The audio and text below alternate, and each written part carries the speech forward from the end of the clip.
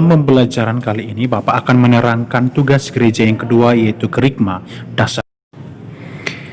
Kerigma merupakan pewarataan, berarti ikut serta membawa kabar gembira bahwa Allah telah menyelamatkan dan menebus manusia dari dosa melalui Yesus Kristus, Putranya. Bentuk sabda Allah dalam gereja dibagi tiga: satu, sabda atau pewarta para rasul sebagai daya yang membangun gereja; dua, sabda Allah dalam kitab suci; yang ketiga, sabda Allah dalam pewartaan aktual gereja sepanjang masa. Tugas pewartaan adalah untuk mengaktualisasikan apa yang disampaikan Allah dalam Kristus sebagaimana diwartakan para rasul. Dengan demikian, sabda Allah sungguh datang kepada manusia yang menyelamatkan mereka yang mendengar dan melaksanakan pewartaan gereja. Pola pewartaan dalam gereja: yang pertama, pewartaan verbal, di mana dasarnya adalah tugas hierarki tetapi para awam diharapkan ikut berpartisipasi. Dua, pewartaan kesaksian, lebih dipercayakan kepada awam karena dapat diharapkan menjadi garam dan terang dunia. Bentuk-bentuk atau contoh pewartaan: yang pertama, khotbah, pelajaran agama, katekesi umat, dan pendalaman kitab suci. Tuntutan dalam pewartaan: mendalami dan menghayati sabda Allah. Kita tidak dapat mewartakan sabda Allah dengan baik jika tidak mengenal dan menghayati.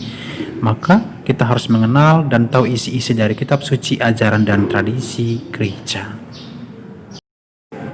Magisterium adalah kuasa mengajar di dalam gereja yang diberikan kepada kaum tertabis untuk mengajar dan mengembangkan iman umat. Hierarki adalah pengajar yang resmi atau yang mengemban kewibawaan Kristus. Mereka memaklumkan ajaran Kristus tanpa dapat sesat. Maka ada 4 syarat yang harus dipenuhi. Pertama, ajaran itu harus menyangkut iman dan kesusilaan. Kedua, ajaran harus bersifat autentik. Tiga, ajaran dinyatakan dengan tegas dan definitif, tidak diganggu oleh gugat dan disepakati bersama. Para pewarta sabda: sebagai pewarta tentang Yesus, ia harus mengambil bagian dalam nasib Yesus. Kami senantiasa membawa kematian Yesus dalam tubuh kami, supaya kehidupan Yesus juga menjadi nyata di dalam tubuh kami. Menjadi pewarta adalah satu panggilan, maka seorang harus dekat dengan yang diwartakan, menjadi senasib yang diwartakan, berani menanggung derita seperti yang diwartakan, siap untuk diutus dan diserahkan kepada umat yang mendengar pewartaannya, dan memiliki niat kepada umat.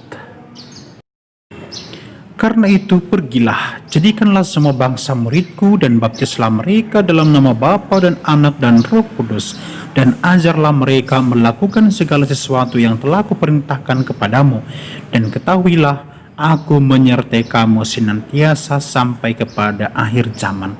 Matius 28 ayat 19-20. Inilah yang menjadi amanat agung dari Yesus untuk mewartakan kerajaan Allah. Maka perlu digarisbawahi kata pergi, jadikan, dan ajar. Itu kata kunci dalam hal pewartaan gereja. Sebagai seorang pengikut Kristus, maka kita diajak untuk pergi lalu memberitakan kerajaan Allah sudah dekat. Apakah kerigma relevan di zaman modern ini?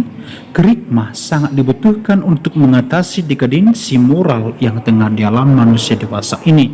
Dengan pengantaran kerigma, kita dapat menghadirkan sabda Allah secara nyata di tengah-tengah kita, terutama situasi sekarang, situasi pandemi. Pewartaan dalam gereja sungguh sangat relevan, hadir di tengah-tengah situasi sekarang. Lalu apa yang boleh kita lakukan? Apa salah satu bentuk pewartaan yang bisa kita lakukan di masa pandemi sekarang ini? Mungkin contoh sederhana ialah dengan mentaati protokol kesehatan, lalu mengingatkan orang tua, sahabat, teman-teman kita agar mereka sungguh-sungguh mentaati melaksanakan protokol kesehatan, supaya dengan cara demikian dapat memutus rantai virus corona yang sekarang kita dibuatnya sungguh terancam.